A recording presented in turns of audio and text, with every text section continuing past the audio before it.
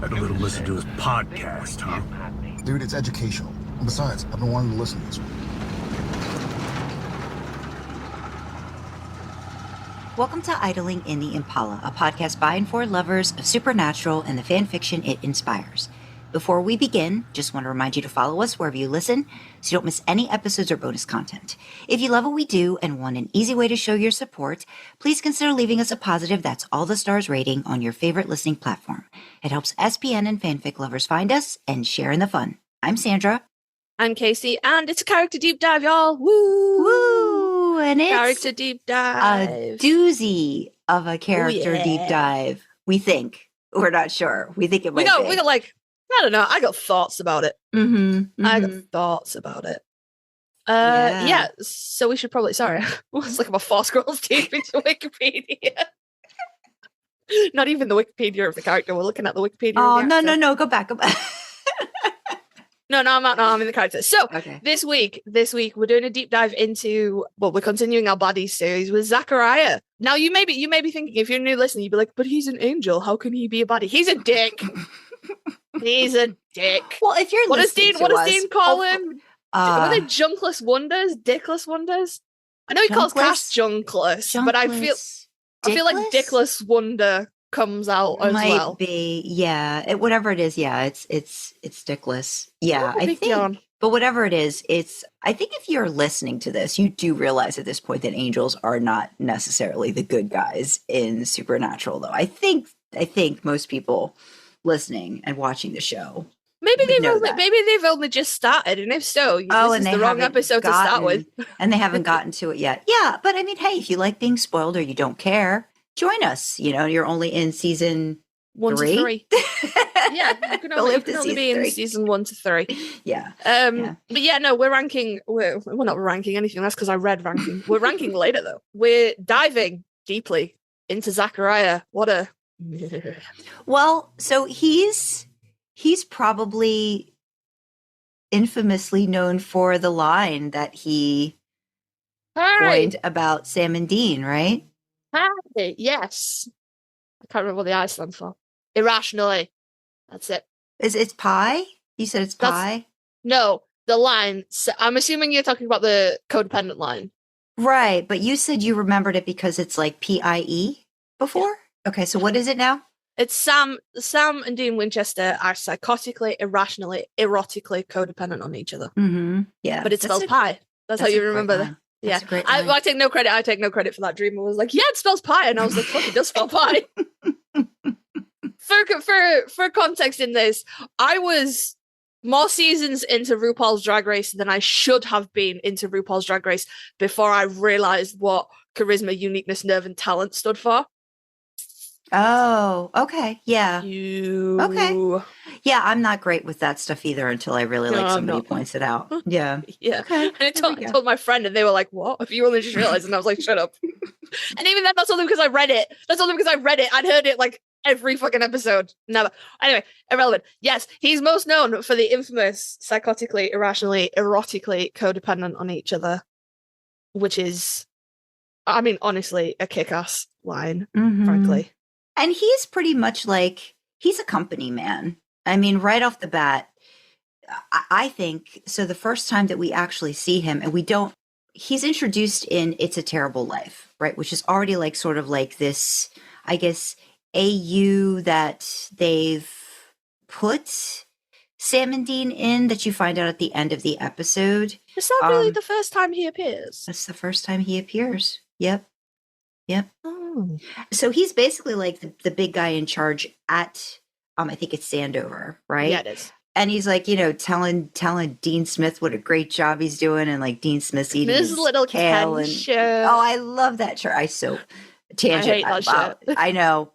I was going to put that in. Oh no, I didn't make it on the list. No, it didn't. But I thought of you in particular and said, no, I can't do this. Casey will like just have a field day if I do this, so I'm not going to do it. But oh no, the episode will run 30 minutes longer because 28 of those minutes will be Casey screaming. But like very much like, Ken doll, fit into the mold, do the thing, just keep plowing away. Don't lift your head up too much to pay attention to what's going on around you. Just keep doing the thing. Just keep plugging along. And I was thinking about this the other day because I knew we were going to be talking about it. I almost wonder if we had seen more of Zachariah, if I would have come to have more sympathy for him the way I had over the years with, say, Crowley and Rowena, because these were characters when I was first introduced to them, I really did despise them and then grew to understand them and kind of, I got them like to a certain point. Like, I liked seeing them on screen. And I can't say I disliked what he did as a character, but he was such a really good bad guy that you really did appreciate. Like, he was one of those characters that I'm like, I guess we should be glad we only saw him for a short amount of time, because they could have done a lot more with him that either would have like made him better or worse if we'd had him around for another, say, 10 years of the show, kind of a thing. I think the thing is they went in so big with him that they would have ruined him if they'd have kept him around. That's what I was thinking too. And he was a really good he was a really good like guy to hate. And you can't sustain that for very long because eventually like the person will become humanized. Yeah. Like, and spoilers for Game of Thrones, but there's a reason they had to kill Joffrey off at that point, because we were all just like, they'd gone as far as they could go with him, Yes, I mean, the first time we see him is in It's a Terrible Life, and it's under the guise of Mr. Adler, and I'm reading this from the Super Wiki. Zachariah places Sam and Dean Winchester into jobs with Sandover Bridge and Iron Inc., Dean as a corporate Wall Street type, and Sam in technical support. They are without their real memories to show Dean that being a hunter is who he is and who he was always meant to be. So, I mean, the whole thing kind of like unfolds with like case fic and different stuff like that. It's a great ending though, isn't it? When he's like, he leans over and he's like, like real case, real haunting. You will always be this. No, it's very cool.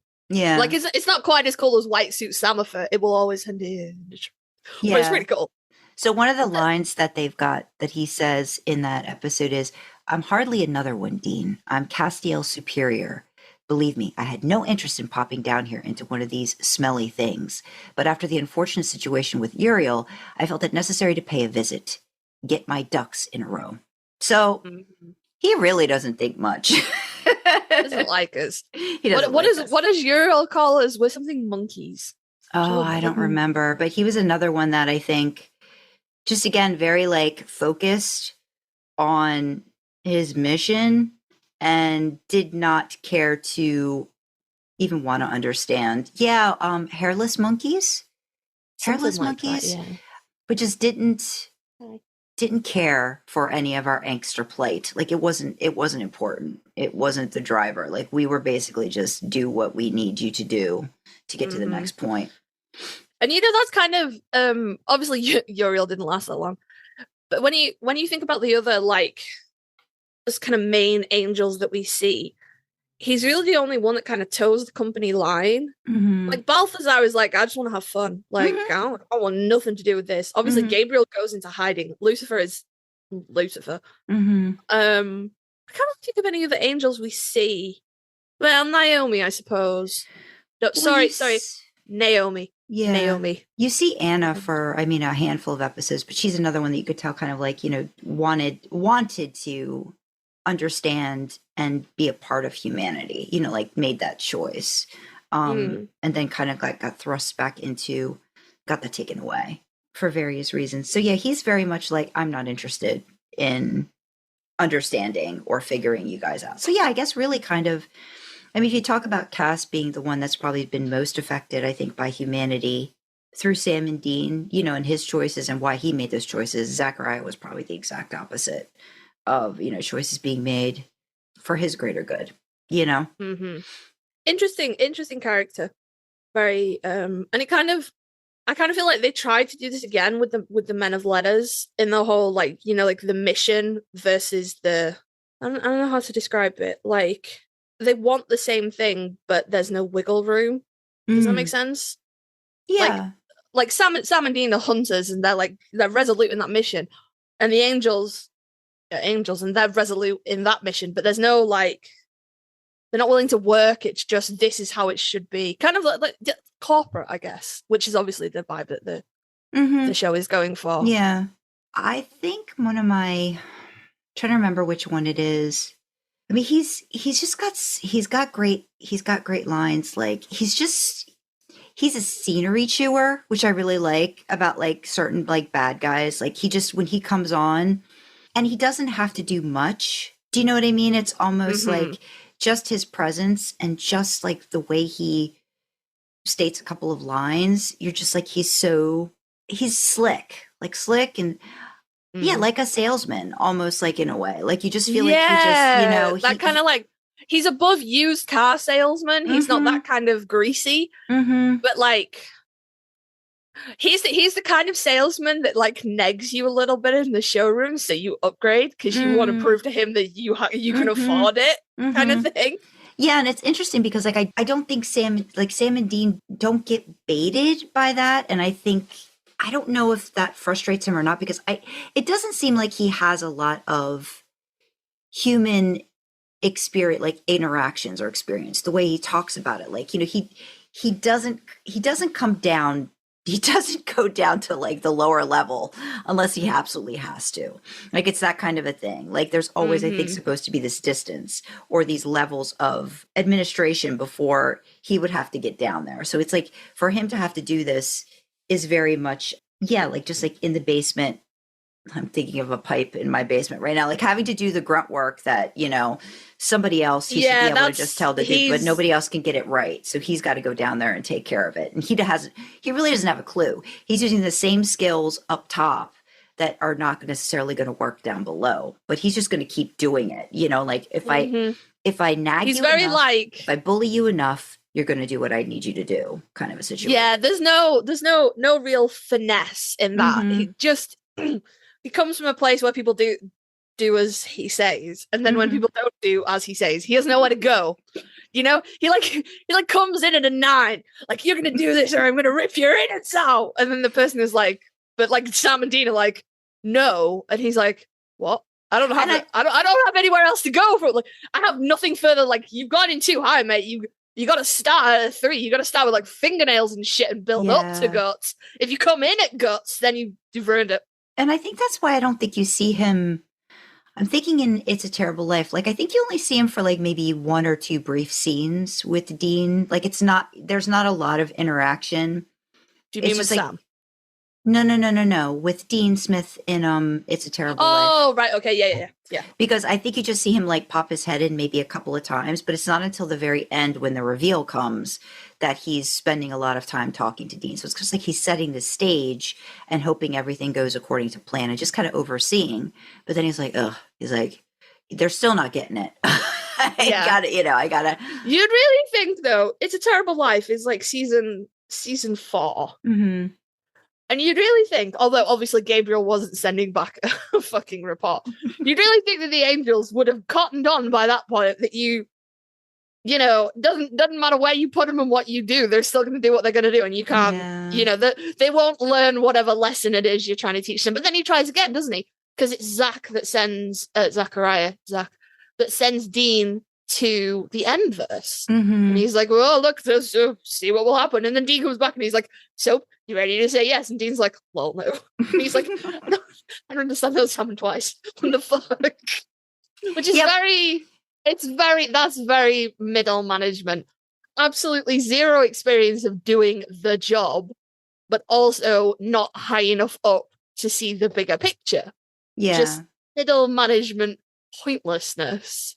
Because the whole point of this too is that he wants Dean to accept the fact that he's going to have to become Michael's vessel. And I don't think this gets actually like stated, I think, until like the start of like season 5, but it's like setting up the pieces, that he has to be the Michael sword, and all of these different things. And it pushes Sam and Dean apart in chapter 5, with I think the understanding or the hope that, Dean accepts the fact that he's going to have to kill Sam, who's inhabited by Lucifer, because Sam will have said yes. So they're all doing their things, but, Zachariah keeps getting frustrated by the fact that, the boys can't really make up their mind.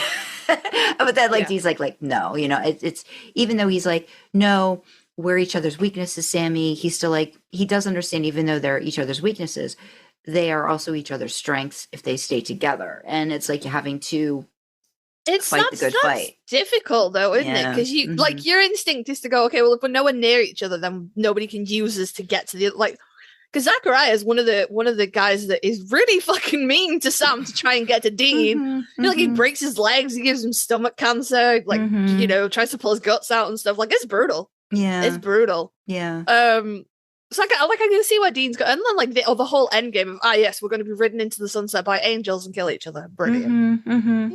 Yeah, accepting your fate, which again is like one of those themes over and over again in Supernatural. And I think even I remember there's a scene, I don't remember which episode it is, where Zacharias, I think, at a bar, just talking. He's just talking to this dude, and they're like, that's the point of no return. They're hemming and hawing over at about their jobs and different stuff like that. And I think Zachariah has been, he's not able to get them to do the things that he wants them to do. So, what is it? Oh yeah, he discusses his failure at work, getting Sam and Dean to consent, and his subsequent firing. Yeah. So he's talking to a guy named Stuart about how they both just got their pink slip. So then that means that Michael fired him, I'm guessing. I'm going to assume so. Yeah, because there's no other, at this point, there's still God's gone on vacation, or God's gone, or whatever. So yeah, it's he hears from Michael, I think, at the bar, and he's like, yeah, great. And he just fries, I think, everybody Michael fries everybody at the bar, right? Zachariah doesn't. His true voice form. Yeah, all that stuff comes out and kills everybody. Oh, yeah, reminiscent of Pamela. Yeah. Yeah, he's like, yeah, I'm back. Let's do this thing. So he's gonna try it again. Again, it's this whole wanting to impress the big boss, or wanting to impress the higher ups. This whole needing to be, you're doing a good job, buddy. You're doing a good job. That I think a lot of the characters in Supernatural strive for, in some extent. Whoever's above them, whether it's a parent or just somebody else in charge. It's this, I want you to recognize that I'm doing the thing. I'm doing my best kind of a situation. I think that's where you get a little bit of sympathy for him, just a tad. But it's good that he gets killed in this episode, or else it would have been a little bit more. Well, they're trying to give you they're trying to get you to understand him a little bit. That's cute. I don't sorry. No, I don't have a lot of it's a one trick pony, one track mind. That threat of violence is all he's got. He can't he can't negotiate. He can't trick or swindle or maneuver them into position the way he wants them. All he has is threats of violence. And I'm like, you're going up against the Winchesters, mate. I appreciate you've been sitting on your laurels up in heaven there, but they're not afraid of pain. You can't get to them like that. And I don't have a lot of sympathy for people with no vision, frankly. That's just, Yeah, no, it's understandable. I do like this episode. I think Point of No Return is a great episode. I love. Oh yeah, because the ending is brilliant. I love it because I think all slumped over with his wing shadows. Well, because at the beginning, I think at the beginning of season 5, I mean, Dean threatens that he's going to be the one to kill him. He's going to be the one to do it, and then he does it, and it's such a great scene. It's when Adam and Sam, I think he's doing whatever he's doing with the stomach cancer, whatever he's doing to both of them at the same time. He's their inside outs are just coagulating, and they're bleeding from their mouths or whatever. And he's forcing Dean to make the choice to say yes. And he says he's going to say yes. And, then he turns to Sam and he winks at him. I'm like, yes, here we go. Yeah. And then he's like, I'm not saying yes to you. I'll say yes to Michael. Get him here. and I'm going to have a list of demands and blah, blah, blah, blah, blah. And the first thing Michael's going to have to do is kill you, blah, blah, blah. And like, obviously, Billy Badass Zachariah is like, Michael will never kill me. And Dean's like, no, but I will. It's such a fucking great scene. It's so good. It's so good. I mean, I think it might be. Yeah, go ahead. It's an early. I don't know if it's the first angel we see with the burned out wings, but it's an early one and it's very impactful. We see it in season 4, I think, for the first time. I think it's it might be the episode where we see like Jimmy Novak's like backstory. Remember the angels? Like you see this female angel with like, there's like all this like carnage outside. There's like cars and stuff. Like the car alarms are going off. It's at night, and I think you see her on the floor, the asphalt, and you see like as it pulls up. It's a really great shot. It goes up, zooms out, and you see the wings on the asphalt. You see the shadow of it. I think maybe it. It's definitely in season 4. It's season 4 sometime. I just can't remember which episode, but because they do it before Uriel. Because I remember, I think you see it with Uriel's death too. This is before that. It might be the rapture. I can't remember for sure. No, it might even be before that. Oh well, we'll figure it out. But yeah, it's sometime in season 4. Somebody let us know. I'm sure somebody knows. But yeah. And we're not going to keep saying Jackie. Jackie knows. Jackie knows. Tell us, Jackie. But then what I think is really, I mean, I know we kind of have our issues about the episode Lebanon in general in season 14, but I do like that they bring Zachariah back when like there's the time shit show that happens when John gets wished back, by Dean. I know the blooper. I know the blooper. Every time I know when Kasey's going to just remember an episode by a blooper. Do you want to talk about the blooper just to make yourself feel better? No, it's just really funny. I don't want to talk about the blooper. Give me a minute. Yeah, okay. No, it's just really stupid. And you know what? In of itself, we're going to talk about the blooper. Mm-hmm. I know. In of itself, it wouldn't even be that funny. Like, oh, did I hit you in the dick? Yeah. But, like, that wouldn't be funny. Like, it's funny, but, like, yeah. But it's the fact that Sam and Dean, who are grown as, like, Sam and Dean, Jared and Jensen, who are both in their 30s at that point, just fall over laughing. That's what makes it fucking brilliant. Well, I'm sorry, but anybody being in the middle of seeing that, I think your first reaction I don't think I'd fall shit. on the floor, though. No, but you do like an oh shit, and I think just because of the ridiculousness of, or the actual chances of something like that happening, and then for it to happen, I think some sort of a shock reaction would occur. For some reason, it could be falling on the floor laughing because you're a 5-year-old inside. For other people, it would be like, oh my God, are you okay? The thing is, though, JDM handles it like an absolute pro. He just like covers his head. Just a subtle little ooh. Even Samantha Smith is like, oh my God. Like she's trying to hold it together too. Just, it's because there's a lot. There's a lot. Yeah, but she kind of like after Jared and Jensen are all literally on the floor. Then she's like, okay, it's all right for me to laugh. Yeah, it's all right. Yeah, for like me to laugh. when this thing's done now, we fucked it. Yeah. Yeah. Well, I don't see how it would have. I don't think how that would have been saved, but I don't know. Yes. Well, no, because sometimes like. I don't know, like if it's more or less prevalent now that we've moved, like now the production has moved to digital and stuff like that. But like they'll just keep the camera rolling and everybody will just reset. Yeah. Rather than start and stop and you know, like all that good stuff. So like if they hadn't fallen on the floor. If all that had happened is Jeff had just gone, ooh, and they're like, you all right? Cool. Somebody found the pearl. All right, let's go again.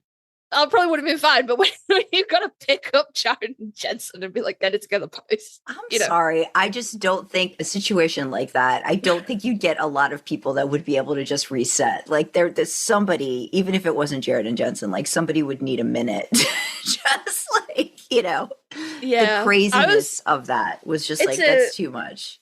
Lebanon. All that to say, so Zachariah makes a repeat appearance about, 9 years later in season 14 in Lebanon, in the time travel where John Winchester gets brought back. There's Kale Sam in that one as well, isn't Yeah, there? there's Kale Sam in that one. Yeah. So basically, Zachariah's like, what the heck's going on? Big plans for the brothers. And then, they've basically screwed something up again. And this is where, like, again, Cass is with them, and Cass doesn't know the boys the way he, has after 9 years or whatever. So it's a whole thing. And Zachariah battles Sam, and I think then does Sam end up kills him. Sam kills him this time with the angel blade. Same way. It doesn't say. Once Zachariah is in his face, Sam stabs him in the heart with the angel blade. So no, not the same. It would have been nice if he did done the same thing. I think that would have been like poetic. A nice parallel. Yeah, it would have been cool. But anyway, so Dean gets a chance to kill him, and then Sam gets a chance to kill Zach 9 years later. So it's great. Yeah, and Zach, his original death is in the really lovely montage at the end of Inherit the Earth. I think that was one of my favorites. Which is where the show ends. And we don't need to talk about anything else that happens. No, I think that was one of my favorite deaths too. That, again, it had a lot to do with Dean, but I mean, it was also like a great scene. Like, it was really badass though, because the angels had been like these really powerful, like untouchable things up until that point. And they were like, I don't know. It's weird. It's like it's one of those pivotal moments that like takes the fear out of angels, but not in the same way that Dark Side of the Moon takes the fear out of death.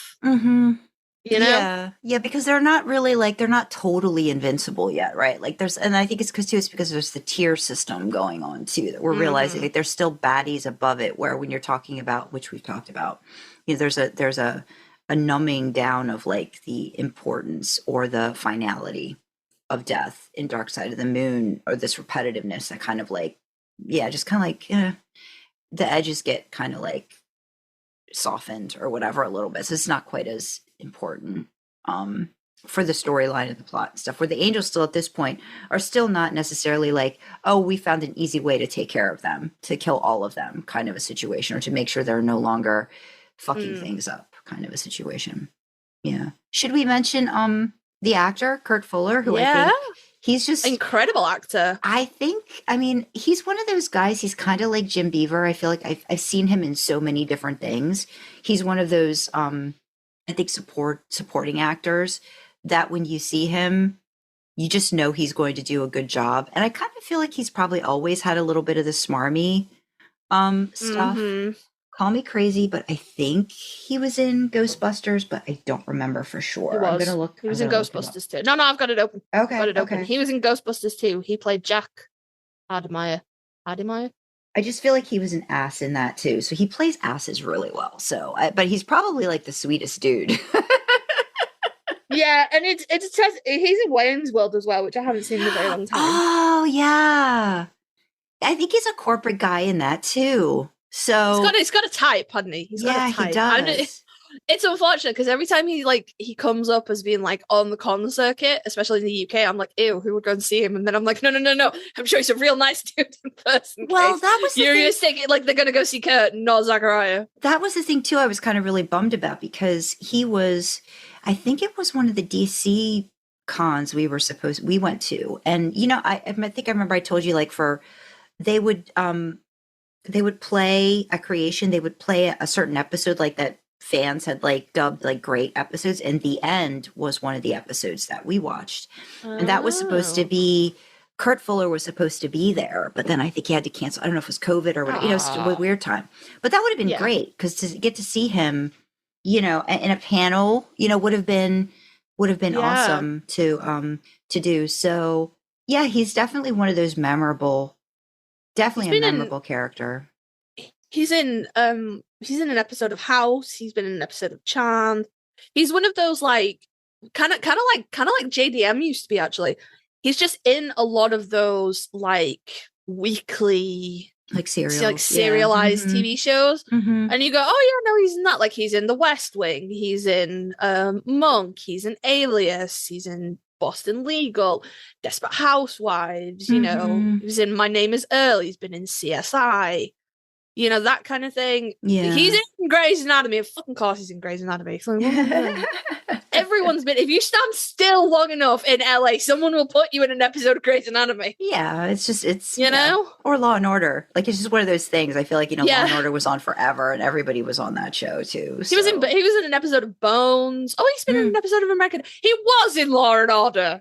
Yeah. He was in Special Victims Unit. He was in 3 episodes of Law and Order Special Victims Unit. Okay. Is okay. it an iced tea? Yeah, Special it's got like Victims Unit's got iced tea in Mariska. it. Yeah, Mariska Hargitay and Christopher Maloney. Yeah, I see. Yeah. Yep. What else has he been in? Grand Hotel, Blackish. He was in Heathers. The movie Heathers? No, the TV show. Okay, so I was going to say he was not in Heathers. I would have remembered him in that movie. You're like, I've seen that. No. I don't remember him in that.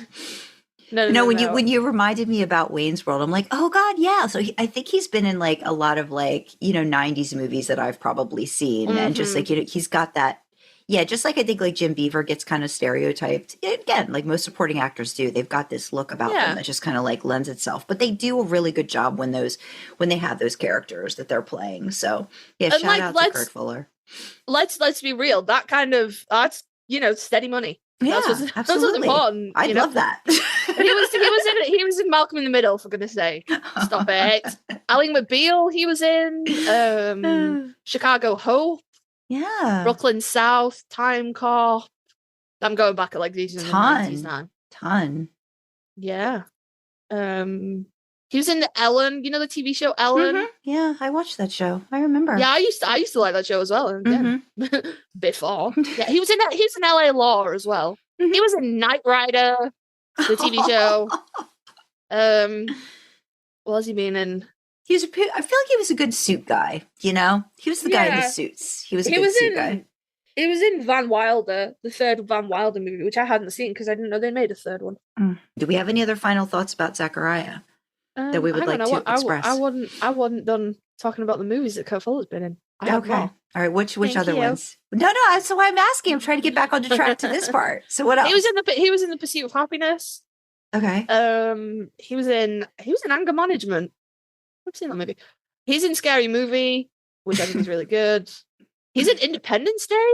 Yeah, I wouldn't be surprised by that. Yeah, makes sense. Yeah. Because I was like 94, 93, 94. 96. 96? I always forget. I always forget that that's 90. It always feels earlier to me than it actually ends up being. Yeah. Well, I don't know why. He's been in he's been in a lot of things. I'm just like outlining movies that I know or have seen. Yeah, Wayne's World, Ghostbusters 2, Elvira, Mistress of the Dark. And he made his film debut in Running Man. That was good. That was so campy and stupid, that movie. Elvira. Yeah. I haven't seen it. Yeah. I have not seen it. But he's a delight. He's an absolute delight. He's an absolute delight. Absolute delight. And we're sure that he is actually very nice. We're certainly hoping so, because we don't want to be disappointed. Yeah. We're again, his Wikipedia page doesn't have any controversies or politics on it. Because people that have politics on their Wikipedia page that aren't politicians, I've seen a trending theme, and we're gonna leave it there. Anyway, he's a lovely man, and we hope. Sorry, Kurt. If you've met Kurt Fuller at a con, let us know if he is in fact a lovely man. Yes, please. We'd like to know. We hope. So let us know if our hopes are in fact correct. So yeah, we need some anecdotal. It's gonna be real awkward when we get like comments and emails like I'm at Kurt Fuller. But no, we're assuming. So let us know anecdotally if that's the case or not. You can let us know and hit us up. But yeah, so we are gonna wrap up this episode because we've got another recording to do. So we wanted to say thank you for listening and let us know what you thought of the episode. You can email us at idlingintheimpala@gmail.com. You can comment on Spotify in the Q&A section. Leave a YouTube comment, join our Discord, and chat with fellow idlers and us in real time. Check out our merch store, which is another fun way to show your support. You can find details for everything on our website. That's idlingintheimpala.com. We still have our Ride with Pride fundraiser going on. So make sure you definitely go back and check out the merch store. Pick something up. It's good until the end of June. And then when it's gone, it's gone. Want to fuel our supernatural road trip? Consider joining us on Ko-fi for as little as $1 a month. We have perks to go along with different membership tiers, and would love to have you along for the ride. Speaking of perks, we've got special shout-outs for some of our Ko-fi members. From Shotgun Picks and Music tier, we've got Crowley's Mistress, Runaway Dreamer, and Samandine76. From our own Mrs. Butters tier, we've got Charlie. Thanks for picking the tunes in the car and keeping the lights on in the bunker. Support like yours keeps our podcast going. Thank you. Don't forget, you can always support us for free by liking, commenting, subscribing on YouTube, and following, rating, sharing on audio platforms. Engagement like that really helps us with the algorithms. All hail their benevolence. As always, we have the causes we support in the description. So for me, you have LGBTQ plus talking charities. From Sandra, you have mental health charities. And the main causes that we are highlighting, championing, spotlighting are World Central Kitchen and Doctors Without Borders. If you want to know more about these causes, why we're supporting them, what they mean to us, check out idlingintheimpala.com. There is a page there called Cause is Cause with all the details. So with that, we will say thank you for joining us in the backseat, and we will see you next time, guys. Bye-bye. Bye.